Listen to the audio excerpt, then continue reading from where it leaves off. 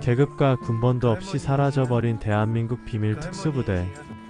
대한민국 정부는 1953년 한국전쟁 휴전 이후로 1972년 7월 남북 공동성명까지 1만 명을 넘는 공작원을 북한에 보내 7,726명을 실종 처리했습니다.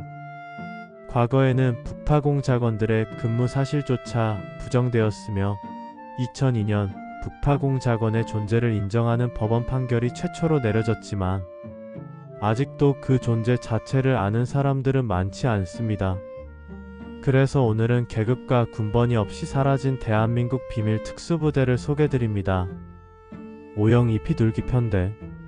1970년대 해군은 뛰어난 장병들만 착출하여 신체 검사와 체력 검정을 실시한 뒤 불합격자는 다시 부대로 보냈으며 통과한 인원들은 우리나라 지도에 표기되지 않았던 D라는 섬에서 공작 훈련을 실시하였습니다. 당시 거주하던 주민 모두를 다른 지역으로 이주시켰고 그들은 보지도 말고 듣지도 말고 말하면 죽는다라는 슬로건 아래 조국을 위해 무인도에서 혹독한 훈련을 받았습니다. 그들의 소속은 502 피둘기 편대였습니다.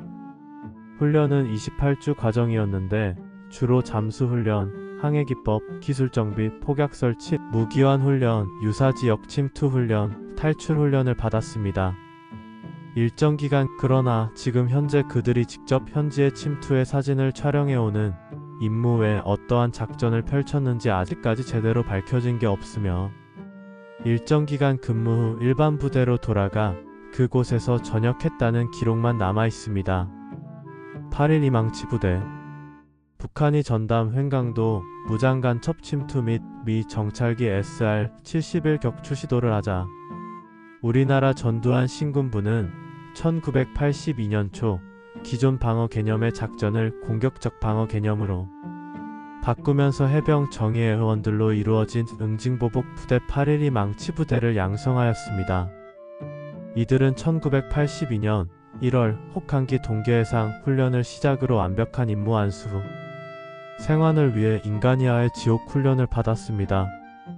특히 홀로 산악지대에서 장기 은닉하며 뱀이나 들쥐 등을 잡아먹고 연명하는 연습을 반복했습니다. 이들은 모조리 죽여라.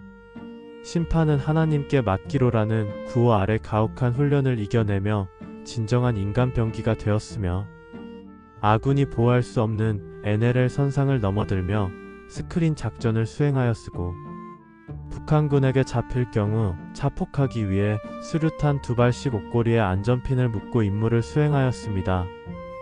해병대 8.12 망치부대 요원들은 엄정한 신원조회를 거쳐 자체 북파하여 대북 응징보복 임무를 성공적으로 완수하고 국가 안보를 지키기는 비밀작전에 참여하였습니다. 부대 규모는 300명 정도로 작았지만 국가 안보위기 상황에 막중한 임무를 띠고 불굴의 해병정신으로 서해오도의 섬과 바다에서 생과 사를 넘나드는 특수훈련과 육체적 정신적 고통을 극복하면서 죽음을 불사하는 각오로 나라를 위해 특수임무를 수행하였습니다. 그 당시 북한은 망치부대를 막기 위해 해안방어에 북한군 한개 사단을 추가로 배치하기도 했습니다. 그러나 1984년 남북한 화해 분위기가 조성되면서 망치부대는 해체되고 말았습니다. 803 성갑도 부대.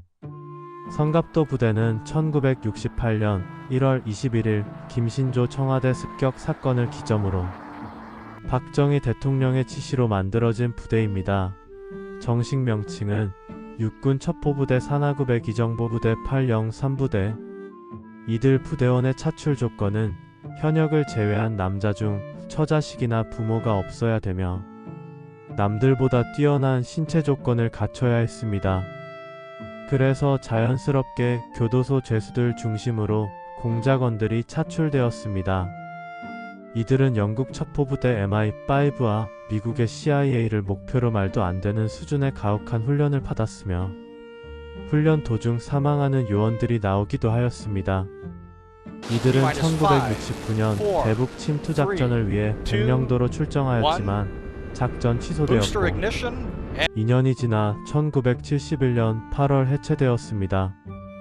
현재까지 이들의 공식적인 기록은 당연히 남아있지 않으며 당시 성갑도 대원 중 한 명은 우리들은 얼굴 없는 공작원이었으며 일본의 가미카제 특공대와 다름없었다고 밝혔습니다.